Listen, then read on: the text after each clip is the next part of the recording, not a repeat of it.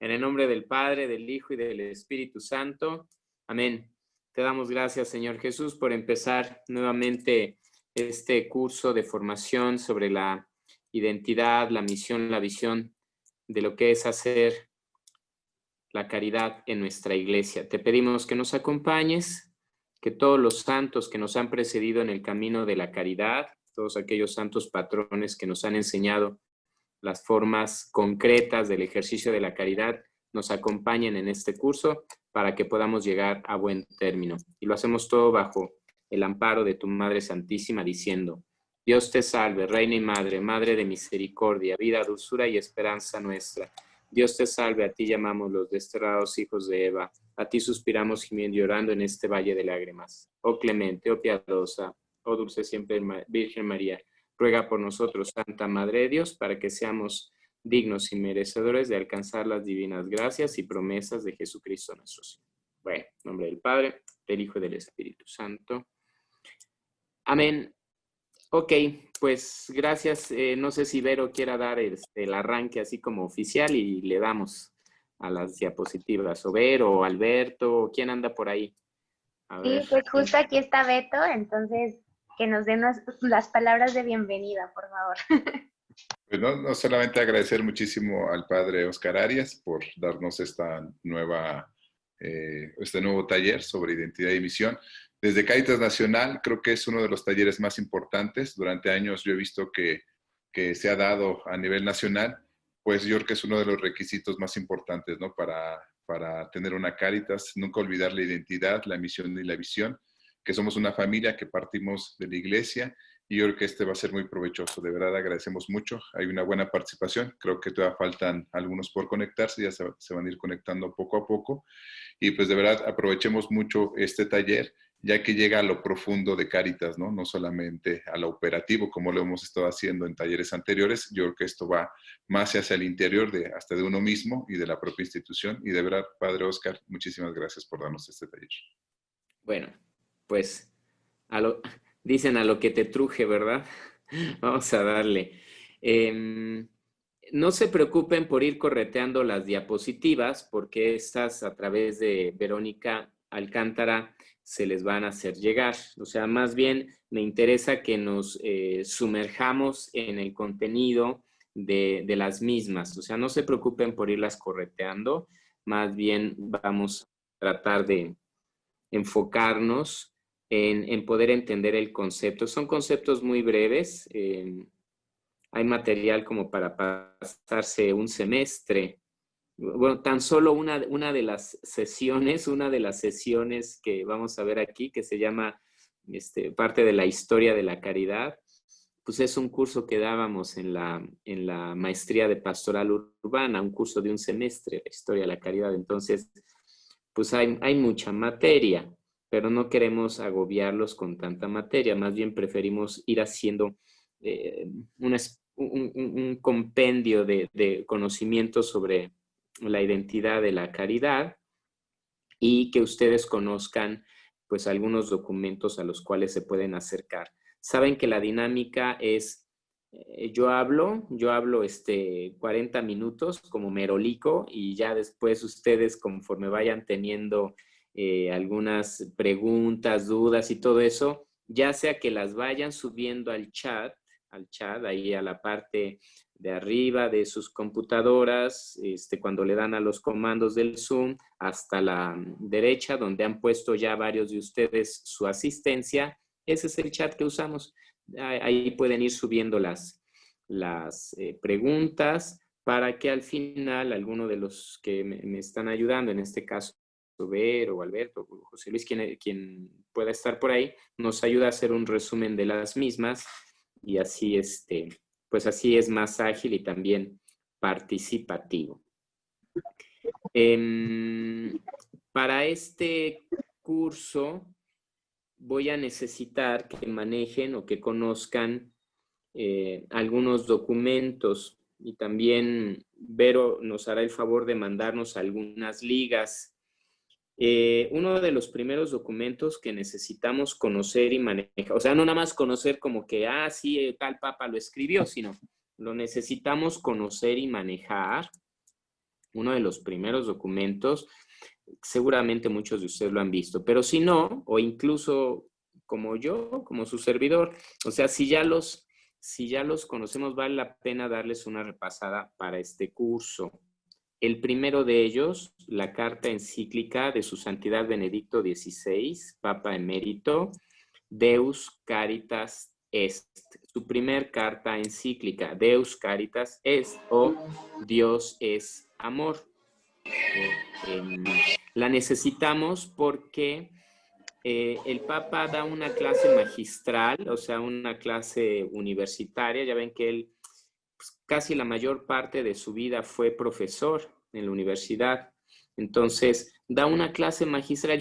Yo creo que no puedo añadir nada más a lo que el Papa Benedicto pudo anotar sobre que Dios es amor. Por cierto, gracias a Beto, que ya pasó el link de este primer documento, esta liga, porque el Papa Benedicto habla, son dos partes de la encíclica, ¿no?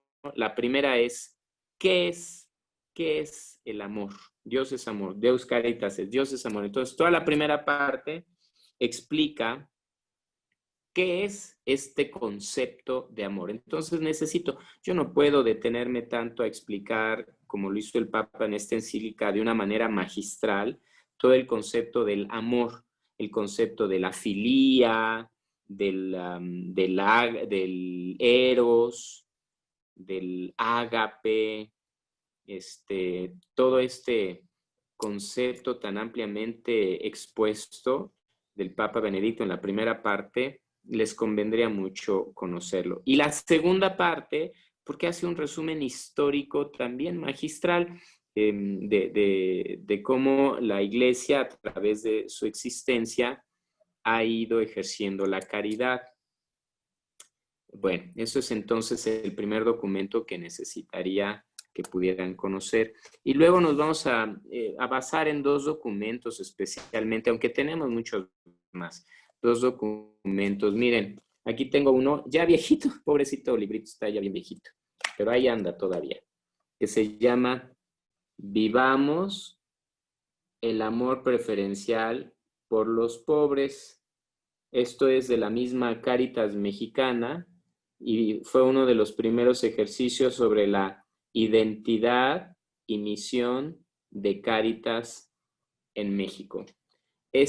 Seguramente por ahí también Alberto y Vero nos harán favor de hacernos llegar, porque va a ser también nuestra referencia, ¿no?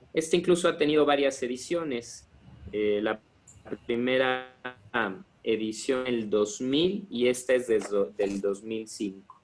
Tiene varias ediciones. La primera fue en el año 2000 y esta rojita es del 2005. Entonces, bueno, este documento, es bueno porque son como unas 150 páginas. Nos sirve mucho. Y luego hay una actualización de todo este concepto de la identidad, misión y visión y espiritualidad de Cáritas, pero este es en América Latina y el Caribe. Se llama Si me falta el amor, o sea, la caridad, nada soy. Este documento tiene unas 60 páginas. Está más accesible, pero estos dos nos van a servir mucho. Hay otros muy importantes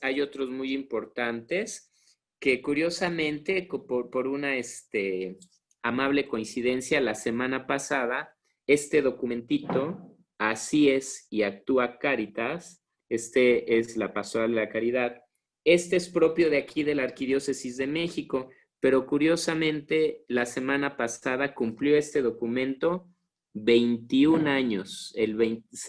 Se editó el 23 de septiembre de 1999. Hace 21 años ya la gente estaba reflexionando y escribiendo sobre la misión, visión e identidad de Cáritas. Este se escribió particularmente para la Cáritas Arquidiócesis de México.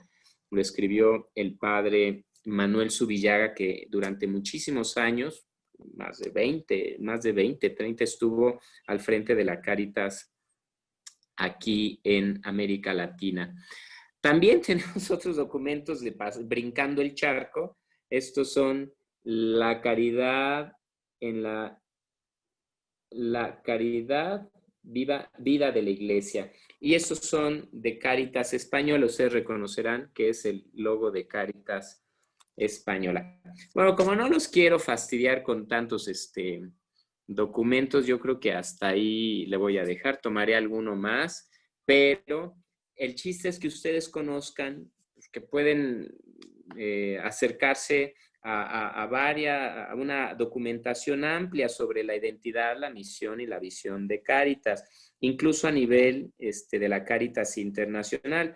La misma Cáritas Internationalis tiene su plan estratégico y lo ha ido presentando desde el año 2000, así como ahorita estamos para el 2031, 2033, pues así también la Cáritas Internacional ha publicado sus planes estratégicos, ¿no? La misma Cáritas Española, por decirles, miren, también tiene esto es del 96, de que Cáritas ya daba sus marcos para la acción de las Cáritas durante los próximos años. Esto lo decía Cáritas Española en el 96. O sea, bueno, para que vean que hay un gran bagaje y bendito sea Dios que ahorita la mayoría de esto se puede conseguir por internet. Al menos nosotros nos comprometemos para poderles hacer llegar los oficiales, ¿no? El de Vivamos la opción preferencial por los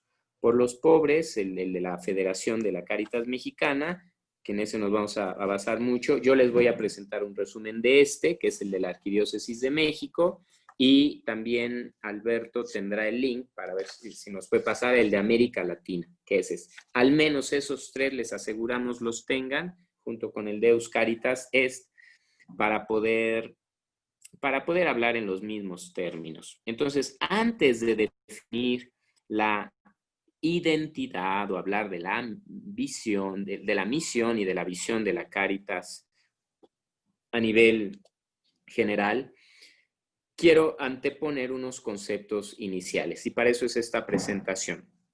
Hablemos de la caridad en esta eclesía, en esta comunidad. Sí, siguientes dos diapositivas. Bueno, la primera es la historia. Ok. O sea, en la historia. Hemos de decir, como dice esta pequeña diapositiva, para iniciar tendríamos que reconocer que la atención, la ayuda a los demás, la lucha contra las injusticias, no es una franquicia del judeocristianismo. ¿Qué quiere decir esto? Que desde los inicios de las civilizaciones, la caridad no le pertenece a una religión, no es de la propiedad de una profesión religiosa o de una o de un credo o de una civilización. Entonces, el primer punto que quiero reflexionar con ustedes para poder ir construyendo el concepto de la identidad de la caridad en la iglesia es que no tenemos la franquicia de las acciones de caridad, que desde la antigüedad la gente hacía caridad por sus principios no solamente religiosos, sino por su cosmovisión. Ellos, las culturas, las civilizaciones, dentro de su manera de entender el cosmos, la vida, los alemanes tienen una palabra dominguerísima para esto, le llaman la Weltanschauung, la cosmovisión, su visión del mundo. Utilizan esta palabra, por ejemplo, para hablar de la visión que tienen los pueblos originarios, los pueblos indígenas, acerca de cómo ven el cosmos, el universo, la vida misma, las relaciones, que por cierto he de decir que es muy diferente la cosmovisión, la Weltanschauung del Oriente, que la de el occidente. El occidente, ustedes lo saben, tenemos una visión más consumista, más capitalista, ¿no? Por eso nos asombran mucho estos videos de YouTube, a veces de los japoneses, ¿no? Niños japoneses limpiando su salón, dicen algunos, dicen los japoneses. ¿Y eso qué tiene de raro? ¿No? Pues tenemos que limpiar el salón. Y dirán algunos, bueno, que vinieran algunas de nuestras primarias y secundarias, donde todo el mundo avienta, donde se le ocurre, donde se suben en las bancas, donde las utilizan para sus juegos en algunos lugares. Y nos extrañamos, nos asombramos de culturas, por ejemplo, como los japoneses, que de ellos copiamos lo que se utiliza en el metro, ¿verdad? En el subterráneo. Es decir, primero deje salir por el centro y luego suba por las orillas.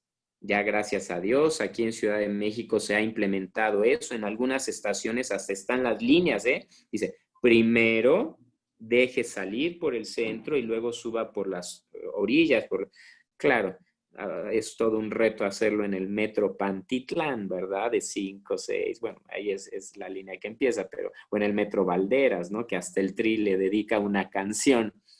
Bueno, entonces, son distintas culturas las que tenemos y cosmovisión de la vida. Por lo tanto, no podemos decir que la caridad le pertenece a la Iglesia Católica y en la actualidad eso se mantiene, porque cuando hay un desastre, cuando hay una forma de ayudar a los demás, no nos podemos enojar si hay más personas que hacen la caridad, ¿eh? Ojo aquí al directores de Cáritas que, ay, es que ya otros están haciendo la caridad. Oye, qué bueno que otros estén haciendo la caridad, ¿no? Bendito sea Dios que muchas personas se sumen a la construcción del bien común.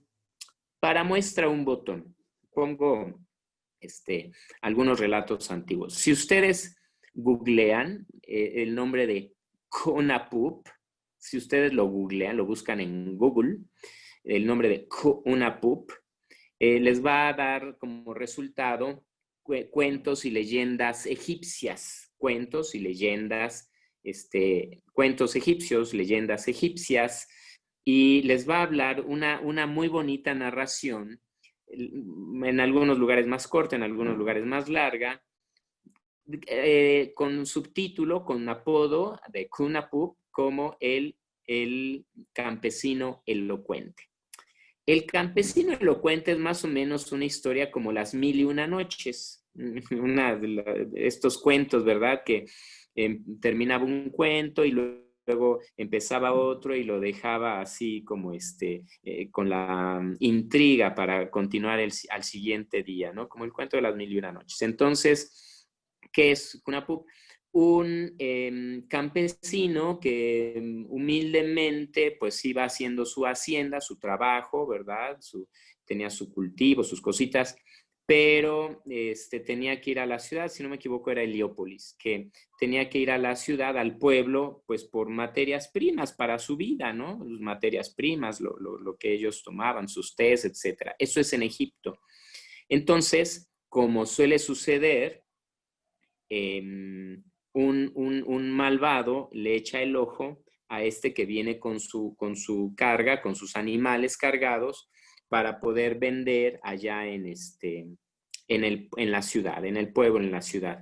Y entonces, por el estrecho camino que había, él pone, Renzi se llama, y un feudatario, pone unas muy bellas telas de lino. Ustedes saben que el lino en Egipto es muy tradicional, ¿verdad? De hecho, si han visto algunas de los embalsamamientos o de las momias en los grandes museos del mundo egipcios, tienen los faraones su ropita de lino, ¿verdad? Era algo precioso el lino. Y lo maravilloso es que siendo una tela tan delicada, a pesar de miles de años, todavía se conserven en estos cuerpos momificados, ¿verdad? Y que tienen todavía algunos restos de lino, de esta tela. Bueno, entonces, Renzi pone telas de lino y le dice, oye, cuidado, cuando va a pasar el campesino, Cunapup, Dice, oye, cuidado, porque si tus bestias me dañan aquí mi hacienda, mi siembra, o mi valiosa tela, pues te las vas a ver conmigo. Y en lo que están discutiendo, ya los burros estaban comiéndose ahí parte de la siembra del renci, del feudatario, y entonces pues le incautan su mercancía. Y entonces viene una serie de demandas, decir, oye, esto llega hasta el faraón, pero lo que llama la atención en esta narración es la elocuencia con el que el campesino se defiende, ¿no? Y entonces va y dice, cada día con un argumento distinto, era lo maravilloso que su elocuencia era tal para defenderse, que entonces pasaron meses, ¿no? De que, pues a ver, ven mañana, y así le gustaba escuchar cómo se defendía, hasta que su elocuencia llega a meterse con el faraón. Dice, ¿cómo es posible que él durante tanto tiempo estuviera pidiendo justicia y no la encontrara? Entonces dice, entonces vivimos en un reino donde no hay justicia. Y ya cuando se empieza a meter con las autoridades, ya le hacen caso y le resuelven su asunto. Es decir, la lucha por la justicia y por defender al pobre y todo eso son hasta leyendas, o sea, antiquísimas, como podemos encontrar en Egipto, que están por la defensa del pobre.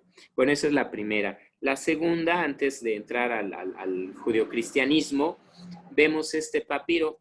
Hay varios papiros, bueno, si les interesa, todavía estamos en tema de cultura egipcia. Hay varios papiros que se conocen como el libro de los muertos. ¿Qué es esto de los libros de los muertos? Si les gusta la cultura egipcia, saben que eran estas especies de consejos, de sortilegios, de palabras, de máximas que tenían que decir para cuando la gente moría y llegar a atravesar el Nilo y pues llegar a esta vida que ellos también consideraban, ¿verdad? Toda una vida después de la vida. Y en estos papiros concretamente que traen un juicio, como lo pueden ver en esta escena, hay uno muy famoso que se llama el juicio de Unefer, un escriba. No es, este es otro, pero bueno, estos son de los más famosos, de los más conocidos. En Egipto, incluso cuando la gente va y se trae un souvenir, casi todos se traen este souvenir en cuanto a papiros. Es muy famoso, proviene del libro de los muertos, porque todavía tiene escritura jeroglífica. Recuerden que fue con la piedra de la Roseta cuando estaba jeroglíficos, no me acuerdo qué otro idioma, y creo que y griego, cuando se empiezan a traducir gracias a eso los jeroglíficos, y entonces empieza todo un estudio de la cultura egipcia. Bueno, estos papiros que hablan del juicio tienen ahí, generalmente estaba alguno de los dioses, ya fuera Tot, uno que tendrá cabeza de garza, y Anubis, de cabeza de chacal que ven ahí. Y en la balanza conocida como la balanza de Maat, tienen el peso. Por un lado está el corazón del que va a recibir el juicio, y del otro lado es una pluma. Entonces, ¿qué se pesa en esta? Es el juicio final para el mundo egipcio. Este es el juicio final. Mateo 28 para los cristianos, ¿no? El juicio final es este. ¿Qué es lo que se pesa? El corazón del que muere contra la verdad. Y si sus obras corresponden, es decir, si está en equilibrio, adelante pasará a esta vida eterna. Y si no, será devorada por una bestia que era combinación entre cocodrilo, hipopótamo, garras de león. Bueno, era una bestia ahí del inframundo, de la metafísica egipcia, ¿no? Entonces, la bestia se llamaba Amit. Entonces, para decir que desde antes del judeocristianismo había la concepción incluso de que tus obras te llevaban a una salvación o a una condenación. No somos los cristianos los que empezamos a creer en un cielo, un infierno, ¿no? Sino las culturas creen pues en toda una expresión de las obras ligadas al bien por los demás. Y no siendo así, pues a la condenación, a una vida de tristeza o a una vida después de la muerte de sufrimiento. No crean que somos los que nos inventamos el infierno. Y si no, véanse la bestia esta, Amit, que es la que se comía el corazón y vámonos, se acababa. Bueno, no voy a detenerme tanto más en la cultura egipcia, fue tan solo un ejemplo. Vamos a la cultura judeocristiana, que es la siguiente diapositiva. Ok, lo social y la caridad en el Antiguo Testamento. Estoy poniendo nada más tendremos 4 o 5 citas. Todos tienen una Biblia, lo podrán checar muy sencillamente, ¿verdad? He de recordar que antes de Jesús, o sea, no es que con Jesús empieza a velar por los pobres. Recuerden que para los judíos se tenía que velar por ley por los pobres. Vámonos entonces a los libros de las leyes, a la Torá, al Pentateuco, a los 5 primeros libros, solamente por dar unos cuantos ejemplos, porque está mucho más lleno de citas que podría darles, pero quiero solamente tratar algunos para dar, igual como lo hice con la cultura egipcia, un ejemplo, pero podríamos ver más ejemplos de otras culturas y podríamos ver más citas, pero yo tan solo escogí unas 5 para el Antiguo Testamento. Ahí en el Indosoc, alguna vez di el curso de lo social en los profetas, ¿no? Solo en los profetas, entonces pues entenderán ustedes que es muchísimo más contenido, pero al menos para darnos una idea de esto. Velar por la viuda, el huérfano y el forastero era una cuestión constitutiva del mundo judío. Entonces, por ejemplo, leemos en Deuteronomio 10:18. Desde el 17 leo: porque Yahvé vuestro Dios es el Dios de los dioses, el Señor de los señores, Dios grande, poderoso y temible, que no hace acepción de personas y no admite el soborno. Vamos al versículo. Que hace justicia al huérfano y a la viuda, y ama al forastero, a quien da pan y vestido. A ver, recuerden que la religión judía, ¿no? Quería actuar como Dios mandaba, ¿no? En la figura de Moisés tenemos las tablas de la ley y la circuncisión en aquel Moisés de Miguel Ángel, ¿no? O sea, son los pilares del mundo judío, la ley y la circuncisión. Por eso el primer concilio fue acerca de la circuncisión, porque uno decía, no, pues con que llevemos la ley es suficiente, y otros, no, tienen que circuncidarse. Por eso el primer concilio de la iglesia fue sobre el tema de la circuncisión. Entonces, en los pilares, quiere decir en la ley y los profetas, de hecho, por eso en la misma teofanía donde está Jesucristo, que se expresa en este monte su gloria, y están con Pedro, Santiago y Juan, ahí está Moisés y Elías, es decir, la ley y los profetas, los patriarcas y los profetas. Entonces, la ley dice, tienes que velar por los débiles. ¿Cuáles eran los más débiles? Pues la viuda. ¿Por qué la viuda?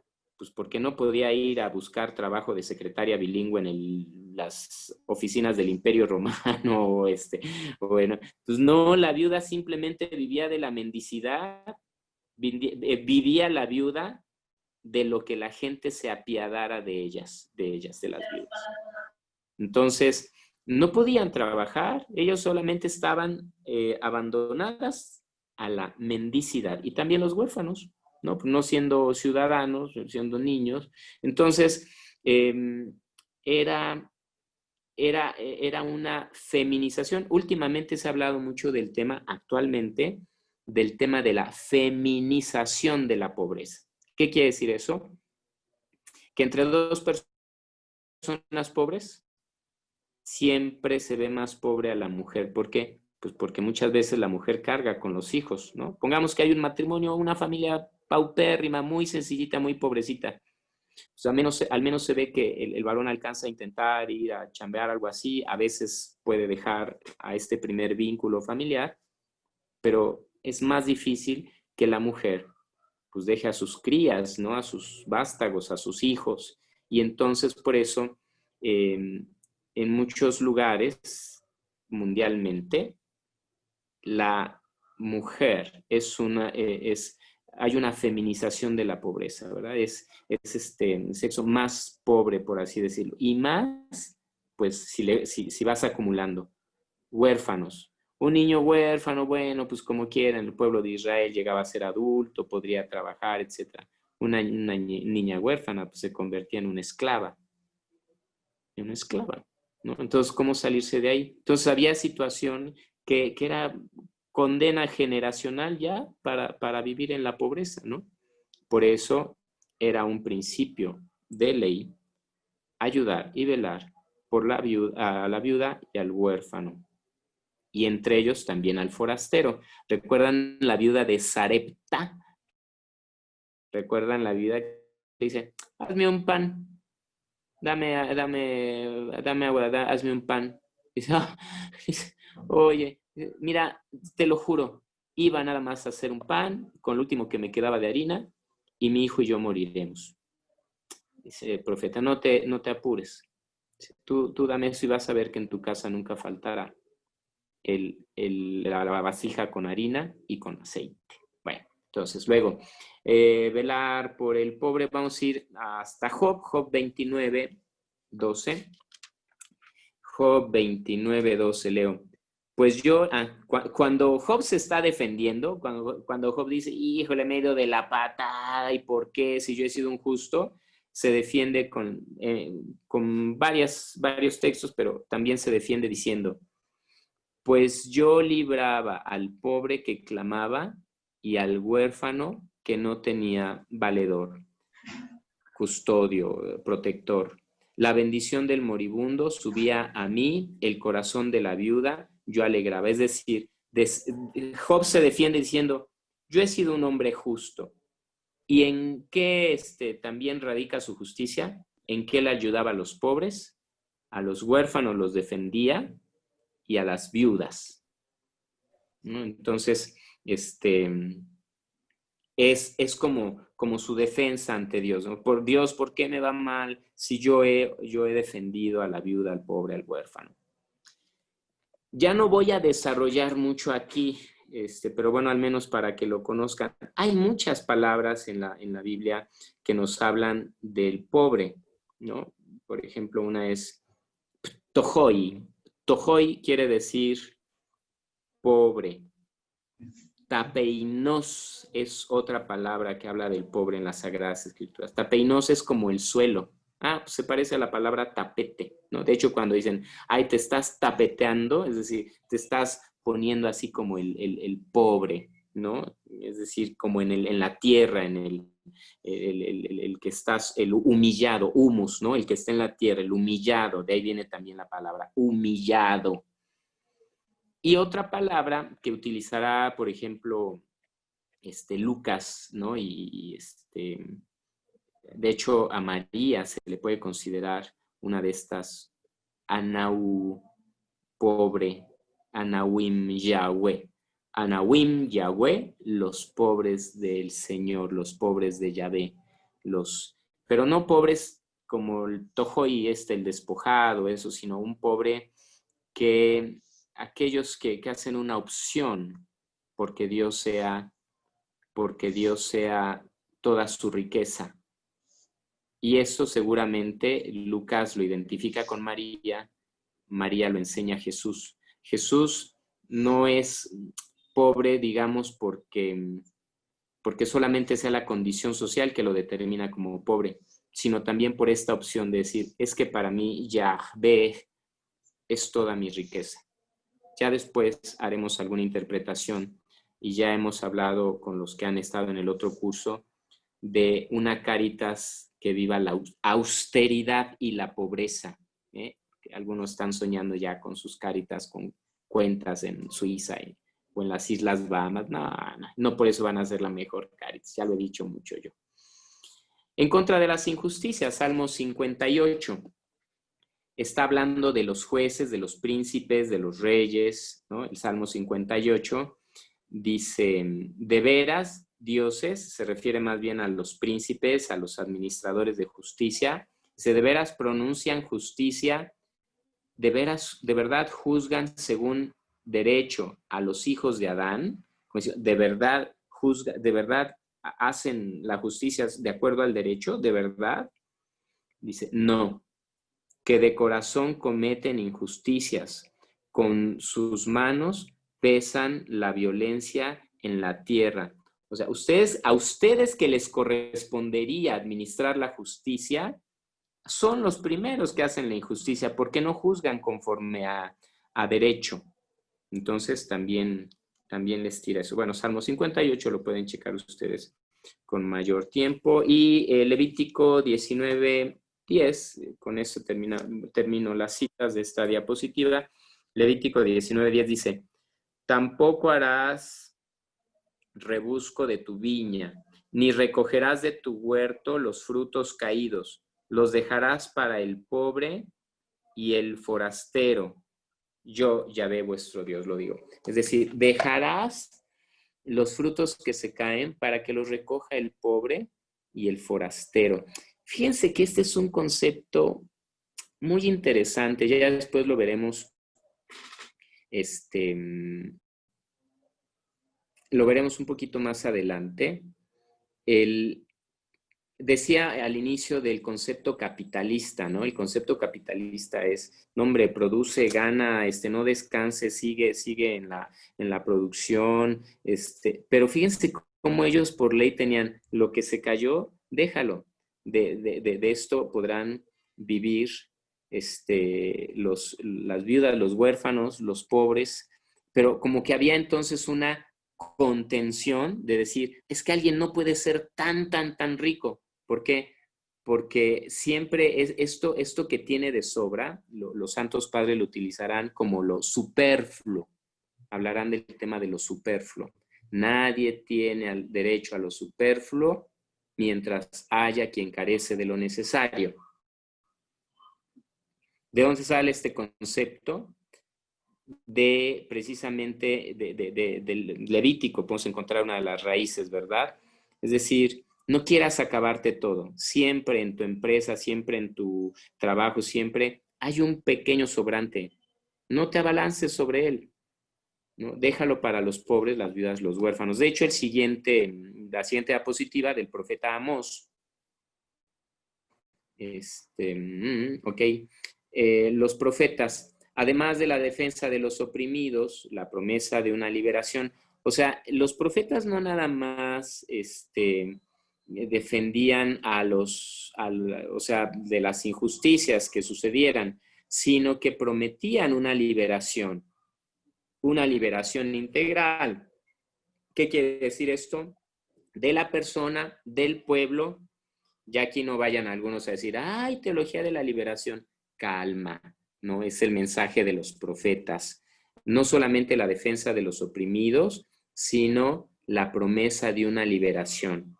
Ya el Papa Juan Pablo II nos hablará de esta liberación en su primera carta encíclica Redemptor Hominis. La libertad de todo el hombre. Jesucristo nos viene a traer la libertad de todo el hombre y viene a liberar Jesucristo a todo el hombre y a todos los hombres.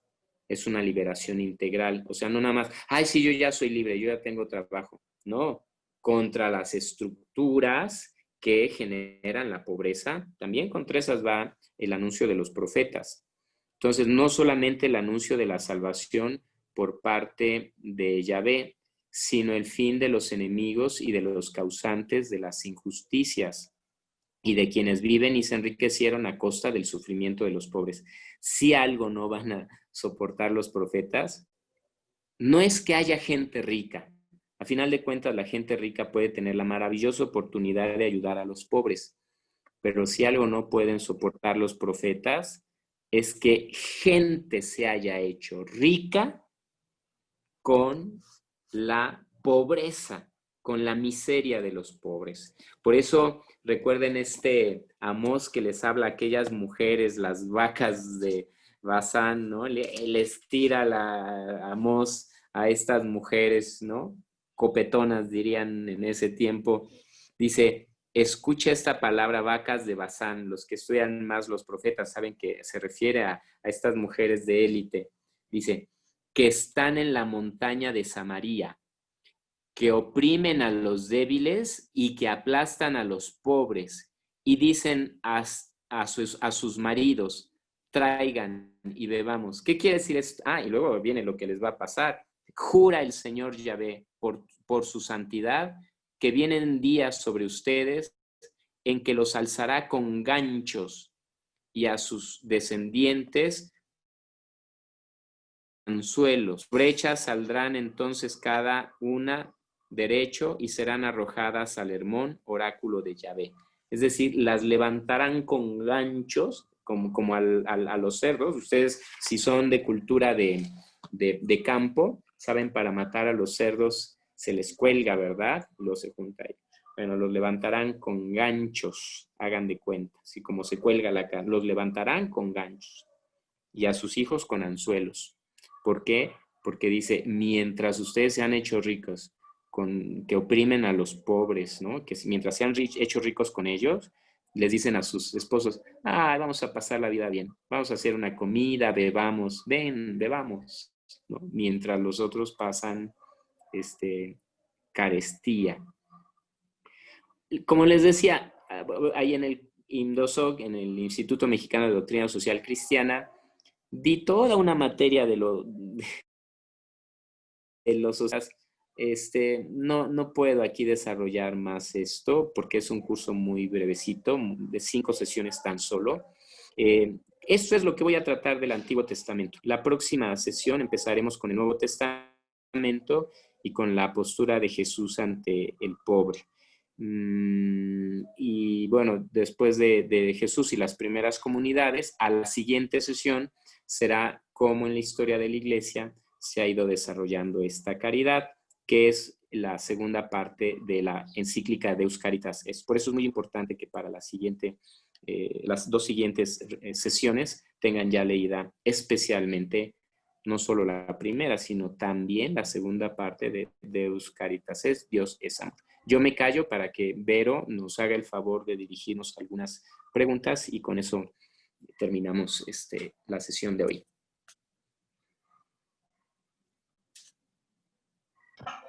Hola, buen día a todos. Bueno, si tienen alguna pregunta o comentario, lo pueden poner por medio del chat o por abriendo su micrófono. A ver, aquí veo una de Samuel, de Texcoco. Padre Oscar, buenos días. Desde su punto de vista, actualmente, ¿qué tiene mayor peso? Desde una praxis ética cristiana, la justicia o la caridad, y o cómo armonizar, resaltar o entender la unidad de estas dos exigencias desde la perspectiva del pobre predilectos de Dios. En el proyecto. Okay. Sí, muchas gracias por tu pregunta. ¿Qué es más, la justicia o la caridad? Mira, creo que tu respuesta, yo por cuestión de tiempo no la voy a exponer toda. Sí voy a procurar responder, pero te voy a remitir, por favor, lee 3 números de la encíclica del Papa Benedicto, La caridad en la verdad, el amor en la verdad, o Caritas in Veritate. Ahí te lo da el Google, o está en www.vatican.va.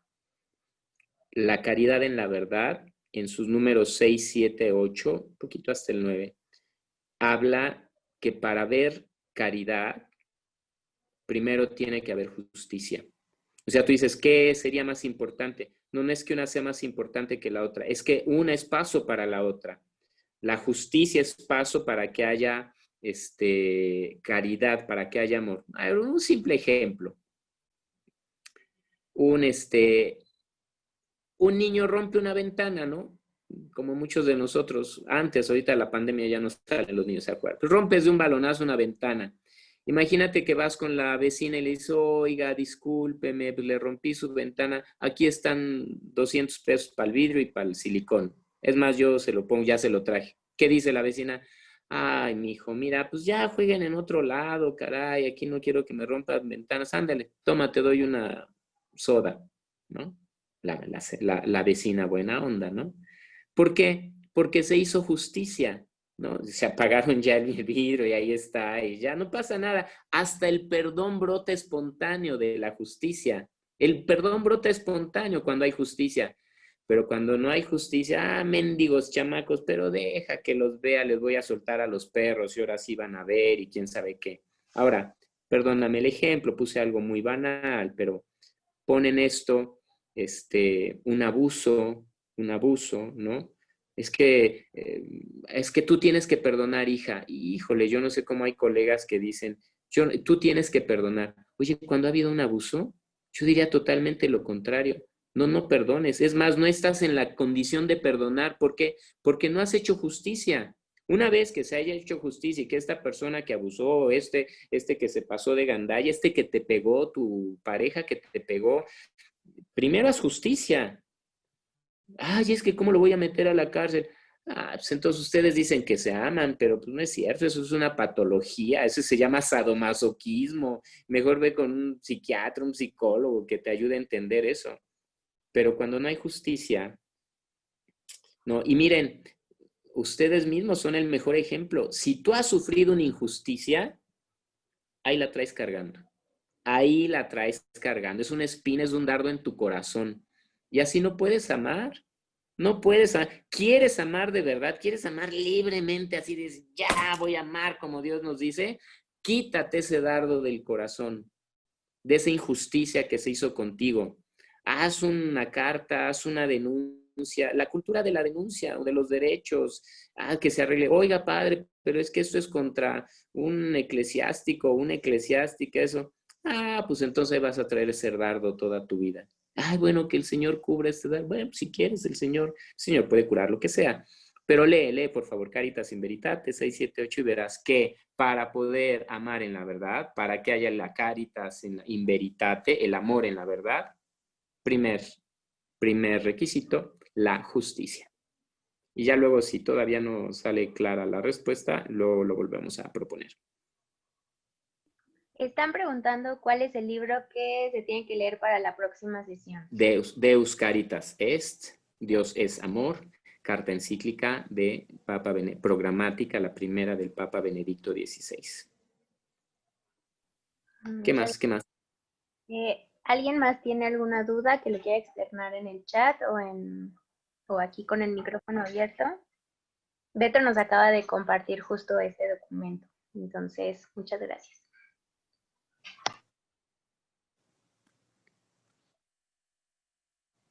Bueno, pues espero que en las próximas sesiones se animen. No piensen que por preguntar, ay, qué tonto fui, no, ay, bueno, por favor, ya estamos hablando de la caridad, ¿no? Yo creo que los participantes tendrán mucha caridad, ¿no? Anímense, esto lo hace más bonito todo, el hecho de que... Sí, adelante. Rápido, disculpe. Escuchaba muy atenta lo que decía y realmente creo que si no es una pregunta bien, es como un dolor, ¿no? Como usted dice, como una espinita de ver finalmente cómo hemos perdido, ¿no? Creo yo que la humanidad va decreciendo, ¿no? En vez de creciendo en estos temas. Si bien hay mucha gente ocupada de la caridad y en lo profundo de hacer el bien, esto que explicaba usted de deja que recojan, ¿no? Que se queden en el piso y que recojan, es algo que se ha perdido, creo yo, que si bien no todos, pero lo hemos ido perdiendo y es escuchar esto, bueno, pues es como una espinita en el corazón ahora, ¿no? Para mí. Muchas gracias.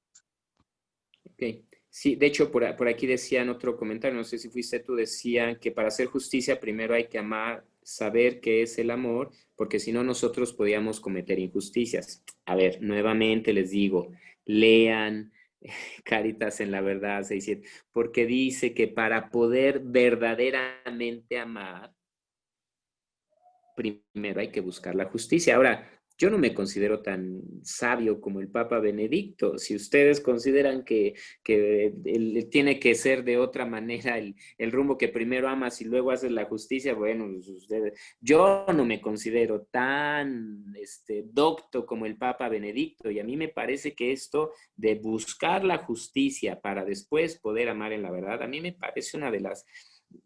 Casi se me hace el punto más relevante de toda esa carta encíclica, el amor en la verdad. Así fue como cuando dice el Papa León XIII en la Rerum Novarum, el número 4, ¿verdad? La propiedad privada es un derecho dado al hombre por naturaleza. O sea, casi el número así más fuerte de esa encíclica, ¿verdad? Así se me hace este número de, para poder amar en la verdad, hay que buscar primero la justicia. Bueno, pues mucho gusto de volverlos a ver. No quiero que algunos se van a tener alguna reunión ahorita a las 12, otros tenemos también más chamba y no los quiero atosigar, para que así con todo gusto el próximo lunes nos veamos puntuales. Recuerden que empezamos con 11.00, empezamos. Que tengan bonita semana. Yo me salgo de la conexión. Si Vero o si Alberto tienen alguna noticia para todos, hasta luego. Mucho gusto en verlos y en nombre sea de Dios que continuemos nuestras actividades. Bonita semana a todos.